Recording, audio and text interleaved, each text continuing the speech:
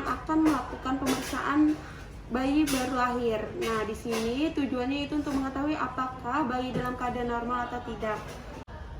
Tahap kerja: tempatkan bayi di tempat datar dengan ruangan yang cukup hangat dan pencahayaan yang cukup. Periksa keadaan umum bayi secara keseluruhan.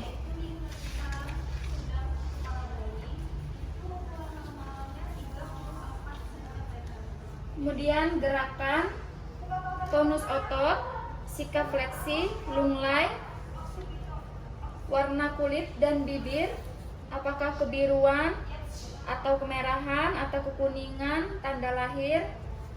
Kemudian tangis bayi, merintih, lemah atau melengking. Kemudian setelah itu periksa tanda-tanda vital bayi. Yang pertama, laju nafas. Periksa selama 1 menit.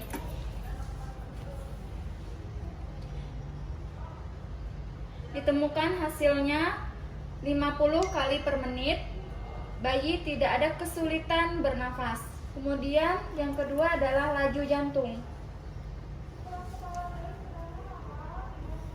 Setelah 1 menit ditemukan hasilnya 125 per menit. Kemudian setelah itu pemeriksaan suhu tubuh bayi di bagian aksila dengan menggunakan termometer.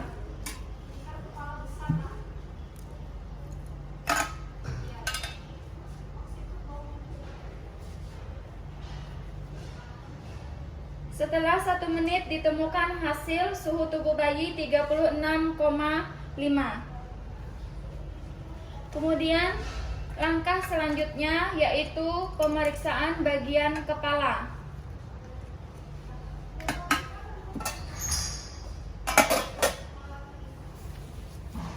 Kita periksa ubun-ubunnya lunak atau tegang. Lunak. Suturanya terbuka atau tumpang tindih. Sutura tidak tumpang tindih, tidak terbuka. Dan tidak ada moleks. Kemudian pemeriksaan trauma persalinan. Adakah kaput sukadenum dan sepal hematoma? Tidak ada sepal dan tidak ada kaput sukadenum. Kemudian lakukan pemeriksaan ukur lingkar kepala dengan menggunakan meteran.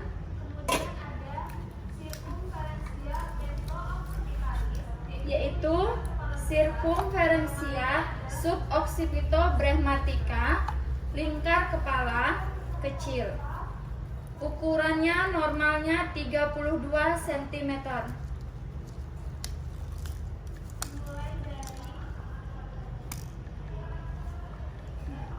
Kemudian lakukan pengukuran sirkumferensia fronta occipitalis.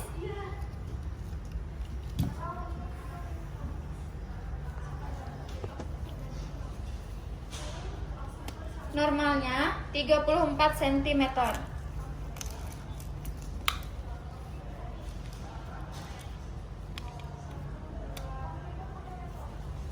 Kemudian sirkumferensia mento-occipitalis, lingkar kepala besar.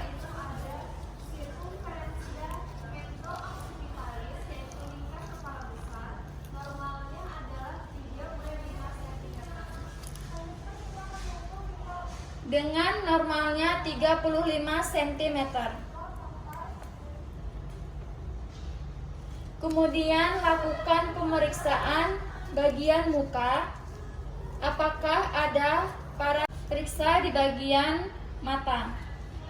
Kelopak mata tidak odem, kemudian tidak ada pengeluaran cairan dari mata, selera berwarna putih, tidak kuning, ciri-ciri dysmorphic syndrome Down, jarak kedua mata jauh dan tidak sejajar dengan telinga, namun itu tidak ada.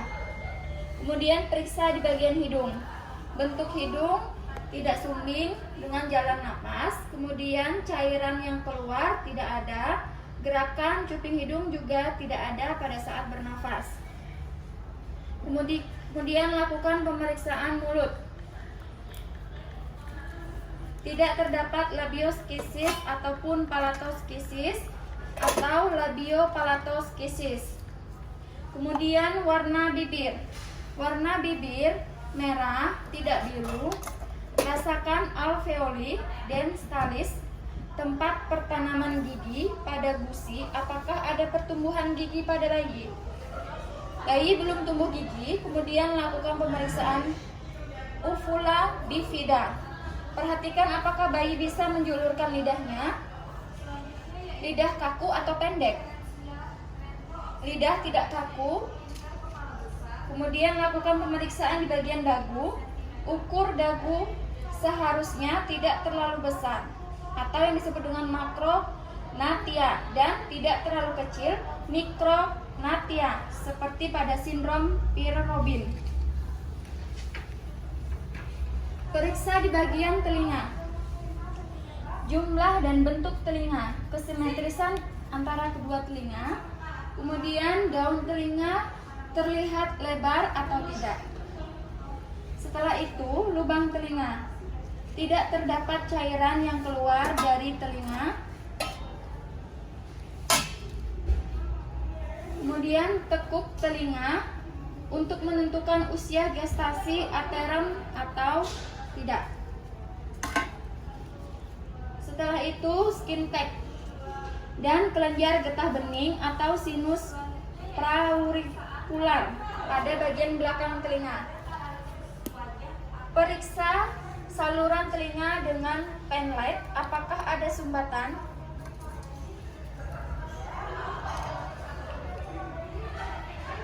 Periksa leher. Angkat dagu bayi untuk melihat leher. Kemudian palpasi bagian bawah dagu. Apakah ada jala-jala atau menyingkirkan dugaan diagnosa torticollis? Biasanya terjadi pada sindrom Turner. Tidak ada jala-jala. Kemudian raba kelenjar atau nodus limpe di sekitar dan dalam limpe kulit. Kemudian pergerakan leher bebas atau kaku. Bebas. Kemudian lakukan pemeriksaan ekstremitas atas. Bentuk dan jumlah jari-jari. Gerakan tangan bebas. Apakah hangat atau dingin? Hangat. Raba ekstremitas sampai ke pergelangan tangan untuk memastikan tidak terdapatnya fraktur. Kemudian garis lipatan kulit simian, yaitu terdapat 2 garis lipatan kulit di telapak tangan. Biasanya terjadi pada sindrom Down. Perhatikan apakah kuku pada bayi itu tidak ada. Terdapat kuku. Kemudian perhatikan tangan bayi menggenggam keras atau tidak. Menggenggam keras. Kemudian kelainan yang mungkin terjadi seperti paronychia, infeksi bantal kuku, polidaktil, jari tambahan, sindaktil, penyatuan jari seperti bebek, kemudian klinodaktil, jari melengkung. Jarinya 10 dan normal. Kemudian setelah itu periksa bagian dada. Dilihat kesimetrisan bentuk dada. Tidak ada retraksi dada pada saat bernafas. Payudara dan puting menonjol. Ukuran lingkar dada dengan Matlin pada bagian dada melingkar punggung bayi melewati puting susu.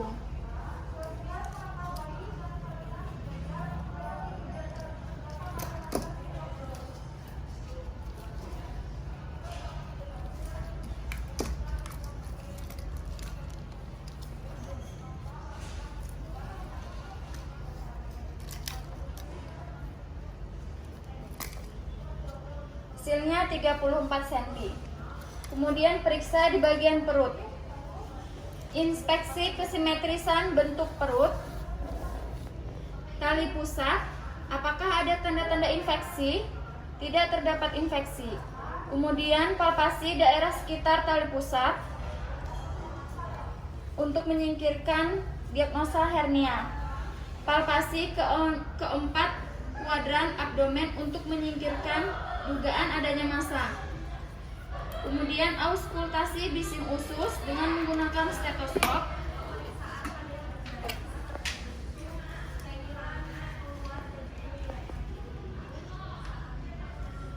Kemudian periksa genitalia jika laki-laki, testis dalam skrotum dan sudah turun pada bayi yang cukup bulan. Pastikan terdapat lubang penis dan lubang anus. Jika pada perempuan, vagina berlubang, uretra berlubang, terdapat labia mayora minora, serta cairan yang keluar pada vagina. Kemudian setelah itu periksa anus.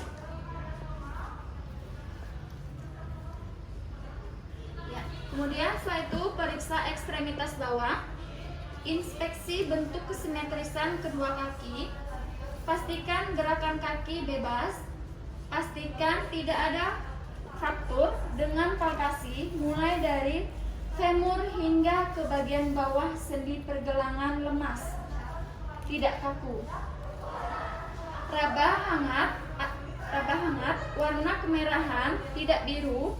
Garis telapak kaki jelas menentukan usia gestasi. Perhatikan apakah kaki terlihat sedikit memutar ke arah dalam atau ke arah luar. Jumlah jarinya dilihat lengkap. Kemudian lakukan pemeriksaan di bagian punggung. Telungkupkan bayi secara hati-hati. Perhatikan garis rambut sesuai dengan tulang punggung. Kemudian palpasi keseluruhan tulang belakang untuk memastikan tidak ada kelengkungan atau skoliosis. Periksa apakah ada spina bifida. Periksa pinggul. Periksa kesimetrisan pinggul. Rentangkan bayi kembali. Kemudian dari pinggul kiri dan kanan, pinggul terlihat simetris. Setelah itu ukur panjang badan bayi menggunakan penggarisan dari vertex.